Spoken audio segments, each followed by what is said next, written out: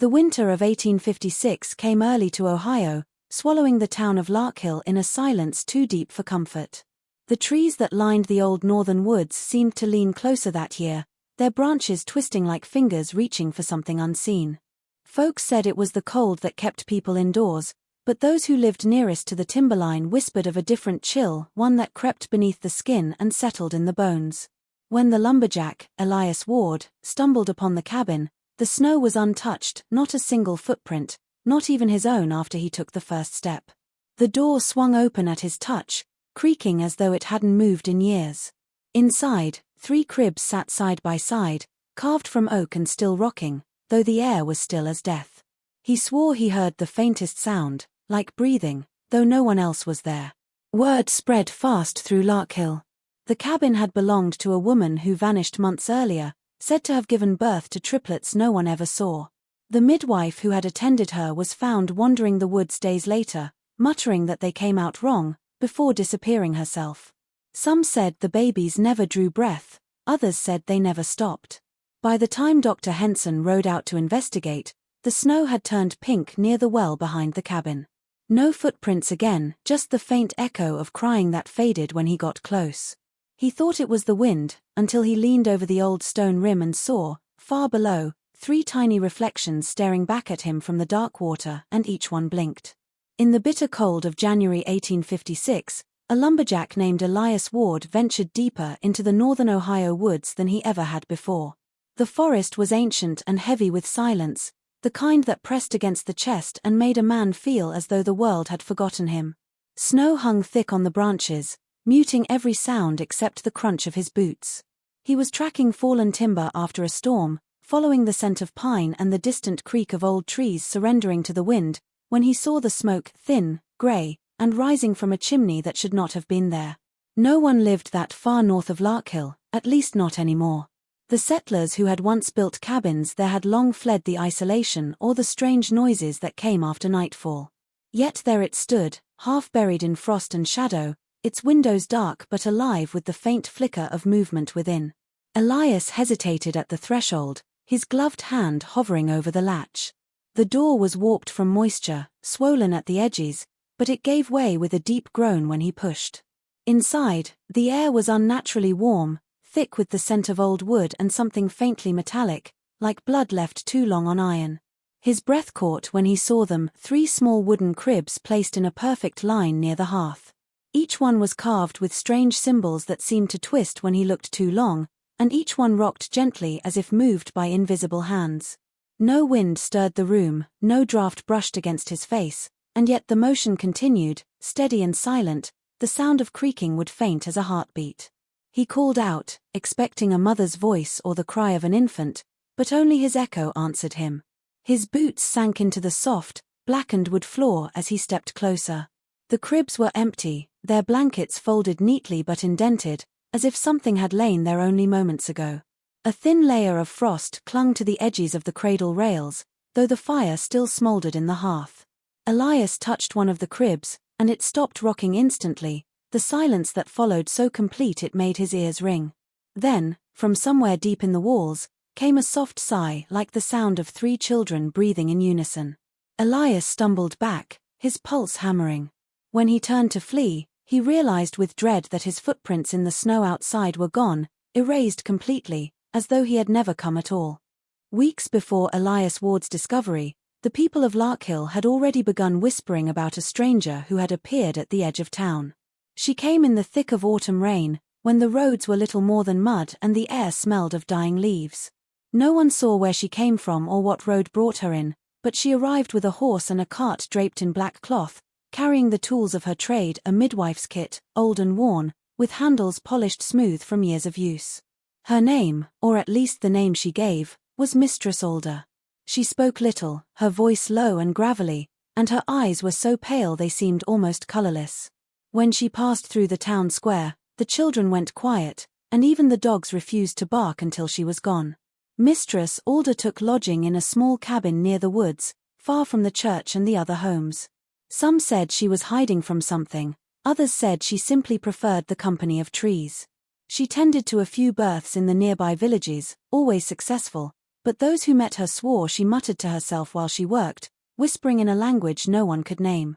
The mothers she helped described strange things: babies born without a cry, rooms that grew colder the closer the birth came, and candles that burned blue no matter how warm the fire was. She would leave immediately after the child's first breath, never asking for payment, never looking back. One night, the rain fell harder than it had in years, and a farmer who lived near the northern ridge claimed to have seen Alda riding her cart toward the woods, the wheels leaving no tracks in the mud. A week later, rumors spread that a young woman had gone into labor deep in those same woods, alone except for the midwife. No one knew her name for certain. Some said she was a widow, others that she was not human at all. Mistress Alda returned to town 3 days later, her face pale and her hands trembling. When asked about the woman, she only said, "She bore 3, but none should have lived." Then she turned her gaze toward the forest and added in a whisper that chilled those near her, "What I delivered was not meant for this world." After that night, she was never seen again, and the people of Larkhill avoided the woods entirely, claiming that sometimes, if the wind was still, you could hear her cartwheels turning somewhere in the dark. Dr. Alaric Henson had served the people of Larkhill for nearly 2 decades, a man known for his calm logic and unshakable faith in science. He had delivered countless children, treated plagues, stitched wounds, and faced death with steady hands. But when word of Mistress Alda's disappearance spread and talk of the strange birth in the woods reached his door, something in him stirred, not curiosity, but unease.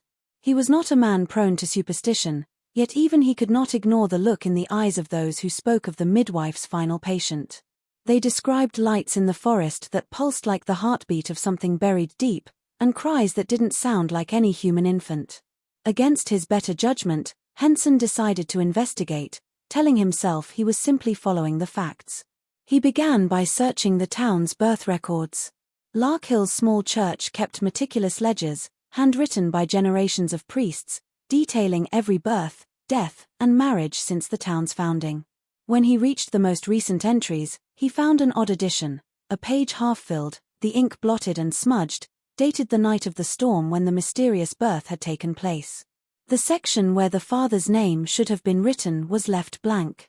The mother's name had been scrawled hastily, then scratched out with a dark, dried stain that looked almost like blood. His pulse quickened as he noticed something else: 3 separate birth times recorded within minutes of one another, each followed by a symbol he didn't recognize, curved like a crescent wrapped around an eye. Henson brought the ledger home, lighting a lantern to study it more closely. As the flame flickered, the ink on the page seemed to shift, as though the words were alive beneath the surface. He told himself it was fatigue, a trick of the light, yet he couldn't shake the feeling that something was wrong with the book itself. Later that night, as he closed the cover, he heard a faint rustle from the pages, the sound of paper moving without wind. When he reopened it, the ink of the erased name had begun to seep through again, faint and red like something bleeding upward from the parchment. His breath caught when he read what little of it he could make out: the first letters of a name, followed by 3 tiny marks drawn beneath it, the same marks later found carved into the cribs inside the abandoned cabin. As winter deepened over Larkhill, stories began to spread of strange figures wandering near the tree line where the forest met the fields. It started with children, as it often does, their innocent eyes catching things adults dismissed.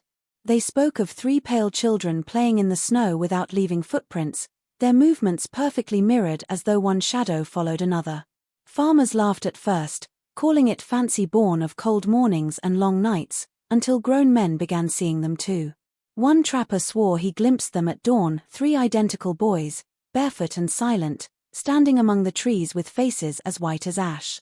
When he called out, they turned their heads at the exact same moment and smiled, each with the same frozen expression, before fading into the mist as if they had never been there.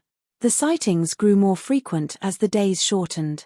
A woman fetching water from the well behind her house claimed the reflection of 3 small faces appeared beside her own, though no one stood behind her. Another man, returning from a hunt, found 3 sets of handprints pressed into the frost on his cabin door, small, delicate, and arranged in a perfect triangle. The sheriff rode out once to investigate but came back shaken, refusing to say what he had seen. His only words were that no man should ever look too long into the woods after dark, because the woods, he said, might start looking back. At night, Villagers began hearing laughter drifting through the trees, thin and distant, yet oddly rhythmic, like a single sound split into 3 identical echoes. Dogs would whimper and refuse to go outside. The church bell, untouched, rang once at midnight for 3 nights in a row, though no one could explain how. Some claimed the children were spirits, others that they were the triplets of the vanished woman returned from the grave.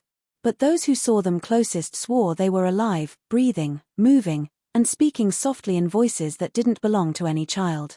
Dr. Henson himself witnessed them one fog-filled morning as he stood near the edge of the woods, searching for signs of the missing midwife. The mist parted, and there they were, 3 identical figures, thin and barefoot, watching him silently. Their eyes, he would later say, were not human. They reflected no light, only darkness. Then, in perfect unison, their lips moved, and though their voices were quiet, he heard his own name whispered back at him, clear as if spoken into his ear. By the time he blinked, they were gone, and only the sound of their laughter lingered between the trees. The first sign that something unnatural had taken hold of Larkhill's outskirts came not from human lips, but from the livestock.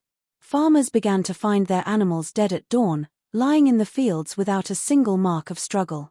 Cows, sheep, and even stray dogs were discovered drained of blood, their bodies pale and weightless as if hollowed out from within. The pattern was always the same, 3 carcasses arranged in a perfect triangle, their heads turned inward as though they were facing something unseen at the center. No tracks led to or from the scene, not even those of the farmers themselves once they crossed the perimeter. The snow inside the triangle never melted, even under full sunlight, and the air around it carried a faint metallic scent that clung to clothes and skin. At first, people believed it was the work of wolves or a desperate thief, but no predator left corpses so precise, so deliberate. When one farmer tried to move the bodies, he claimed the ground beneath them pulsed like a slow heartbeat, and the bloodless earth shivered at his touch. He burned his fields that night, but by morning the shapes had returned in the ashes, drawn by something unseen. Rumors began to circulate that the children spotted near the woods were connected, that they came in the hours before the killings, 3 small figures watching from afar, their heads tilting in unison before fading into the tree line. Dr. Henson examined one of the dead animals himself. He sliced into the flesh expecting to find decay or disease, but the insides were perfectly clean, as though every vein and organ had been emptied by careful hands. There was no rot, no smell, just emptiness and faint markings etched along the ribs, like scratches forming symbols similar to the ones carved into the triplets' cribs. The sight chilled him in a way no illness ever had. He recorded his findings meticulously, yet by morning the notes he'd written were gone, replaced by faint childlike drawings of triangles and circles in his own handwriting. Each night that followed, more triangles appeared in the snow, creeping closer to the edge of town. The townsfolk began to dream of them, pale children standing within glowing geometric shapes that pulsed like veins under the ground. When they awoke, their livestock would be gone, the triangle etched in its place. Fear became routine, silence the only defense. No one dared venture near the woods after dusk, for it was said that if you looked too long into the trees, you'd see 3 sets of eyes staring back, and they would not look away until you did. The night the townspeople heard the triplets speak was the moment fear turned into something deeper, a quiet, hopeless dread that settled over Larkhill like a shroud. It began with Martha Keene, an elderly widow whose cottage sat nearest to the forest's edge. She woke to a faint tapping on her window, gentle and rhythmic, as though small fingers were tracing patterns in the frost. When she rose to look, she saw 3 children standing outside in the snow, motionless and pale, their eyes catching no reflection of the lantern's light. They opened their mouths in perfect unison, and though the glass muffled their voices, she understood the words. They were whispering her name. The next morning, her door was found wide open and her bed empty, the floorboards beneath it stained with a strange, dark residue that no one could identify. After that, more people began to hear them. Sometimes the whispers came from the woods at night, other times from beneath the floor or behind the walls. Always 3 voices, the same pitch, the same tone, speaking as one. They never shouted, never screamed, their calmness was worse than any cry. A farmer named Abel Dwyer claimed he heard them whisper his son's name while walking home through the fog. The boy vanished the next day, his footprints leading straight toward the forest and stopping abruptly where the snow turned black. Dr. Henson, driven by the weight of what he had already seen, began keeping watch near the northern clearing where the sightings were most frequent. For 3 nights he saw nothing, until, on the 4th, he heard laughter, faint and overlapping, the sound of children at play. When he turned, 3 figures stood at the tree line, their outlines wavering like reflections in disturbed water. They began to move toward him, step for step, their heads tilting in identical rhythm. When they finally stopped, they spoke not with mouths, but with a sound that seemed to come from the air itself. "You shouldn't have looked," the voices said together, flat and emotionless, echoing through the trees. Frozen in place, Henson realized their faces were changing, shifting through familiar features: his mother, his sister, his own as a child. Then their eyes, hollow and black, fixed on him, and all 3 whispered his full name, each syllable precise, deliberate, and final. He stumbled back toward town, certain he'd left them behind, but as he passed through the streets, lamps flickered and chimneys whispered his name again. The triplets had found their way into Larkhill, and it seemed that wherever their names were spoken, death soon followed. Dr. Henson's obsession with uncovering the truth grew unbearable after the whispers began to invade his sleep. He dreamt of the triplets standing at the foot of his bed, their faces blurred by fog, their voices murmuring things he couldn't remember upon waking. Convinced that understanding their origin might break whatever curse had fallen over Larkhill, he returned to the abandoned cabin in the woods. Snow had swallowed most of the structure, its roof sagging beneath the weight, but the air around it felt charged, as if the ground itself hummed.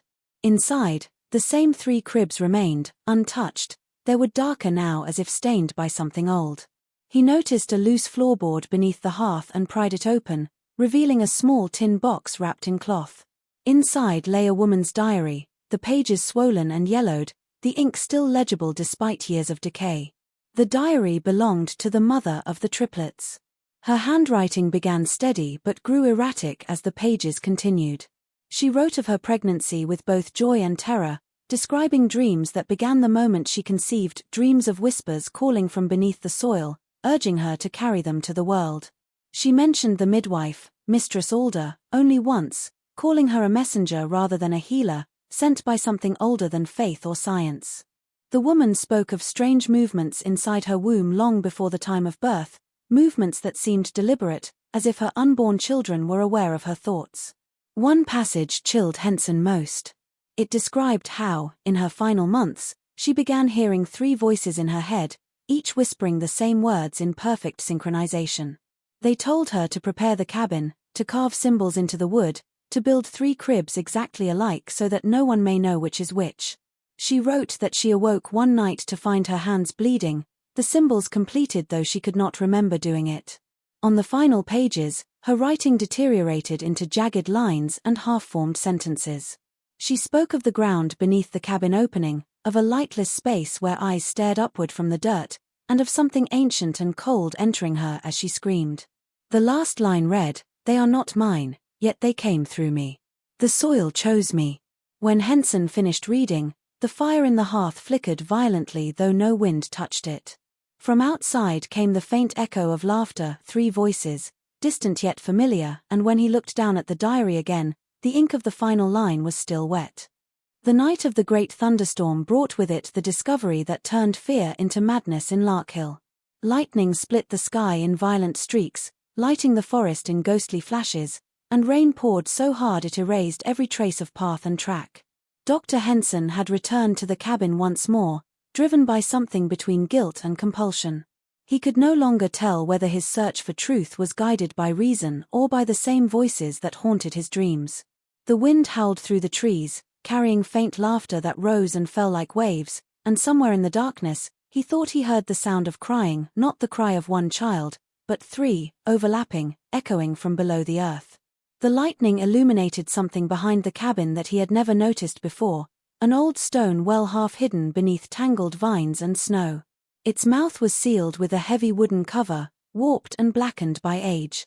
As the storm raged, Henson forced it open, the hinges screaming like something alive. The smell that rose from within was cold and sweet, like wet soil after rain but tainted by decay.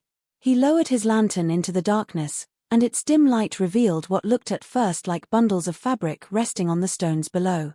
But when the flame steadied, he saw them for what they were: 3 tiny skeletons lying side by side, their bones clean and arranged with care, as though someone had placed them there deliberately. Each of the small bodies wore a tarnished silver locket, their chains twisted around brittle ribs. Henson reached down with trembling fingers and retrieved one of the lockets. The engraving was delicate but clear, a date, the same on each, matching the night of the storm that had birthed the triplets. When he pried the locket open, a lock of dark hair fell into his palm, so fresh it might have been cut that very day. Then the wind shifted, and the sound of crying grew louder, rising, doubling, tripling, until it seemed to fill the air around him. The lantern flickered, and in its reflection against the water at the bottom of the well, Henson saw 3 faint, pale faces staring up at him, mouths open in silent wails, eyes glowing like coals in the dark. He stumbled back, his lantern shattering against the stones, plunging the woods into darkness. Lightning flashed one final time, and for an instant, he saw 3 small figures standing by the cabin door, watching him. When the light faded, they were gone, but the crying continued, not from below, but from somewhere in the trees behind him, moving closer with every heartbeat. Soon after the well was uncovered and the skeletons revealed, an unseen presence began to tighten its grip on Larkhill. Sleep became a rare mercy. People who had sworn never to speak of the triplets again found themselves haunted by visions each night, dragged into dreams they could not escape. The nightmares always began the same way. A person would wake, or believe they woke, to find their bedroom cloaked in a dim, bluish glow, as if moonlight had seeped through the walls. The air would feel heavy, pressing down on their chest, and then they would hear it, the sound of 3 soft breaths taken in perfect unison. The breathing grew closer, slow and synchronized, never rushed, never staggered, always 3. When they tried to move, they found their bodies frozen, their voices caught in their throats. Then the shadows at the foot of their bed would shift, stretching and sharpening into the shapes of 3 small figures. Identical silhouettes with heads slightly tilted, watching silently.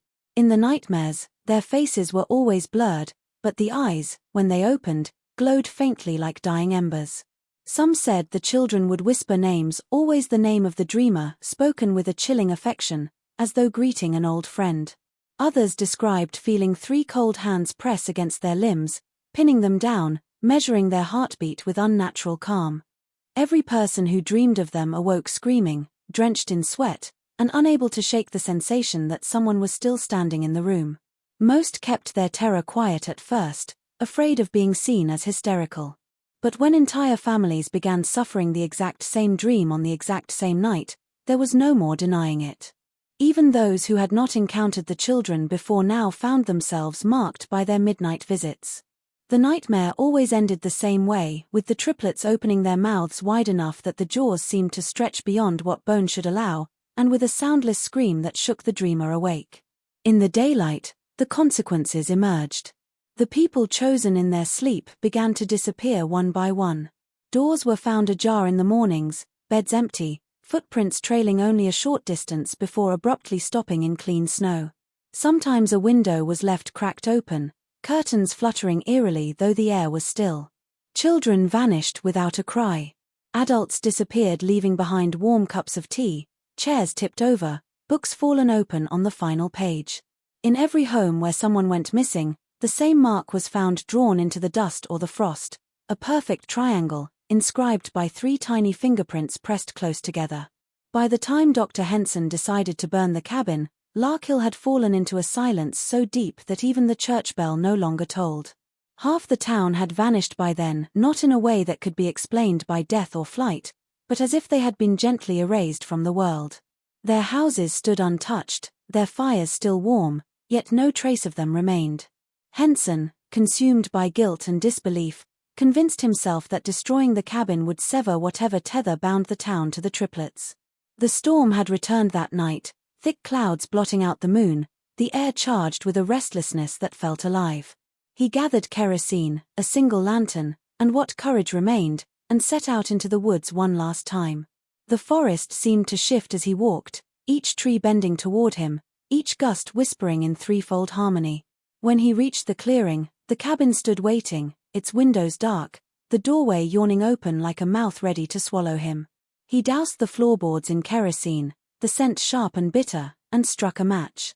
The flame hesitated for a moment before catching, crawling along the wood like a living thing. It spread quickly, feeding hungrily on the dry walls, the carved cribs, the pages of the mother's diary still lying on the table. The fire's glow painted the trees in red and gold, and for the first time in weeks, Henson felt something like relief. But then he heard it, faint at first, buried beneath the crackle of burning timber, the sound of crying. Not the wind, not memory, but unmistakable, the cry of 3 infants, soft and real, echoing from within the flames. He froze, torn between disbelief and horror, as the sound grew louder, swelling into desperate wails that rose above the fire's roar. The cabin shuddered, and from the gaps in the floor, smoke poured upward like breath from lungs. He stumbled back, covering his ears, but the cries followed him, weaving through the wind, calling his name between sobs. When he turned, the ground trembled beneath his boots.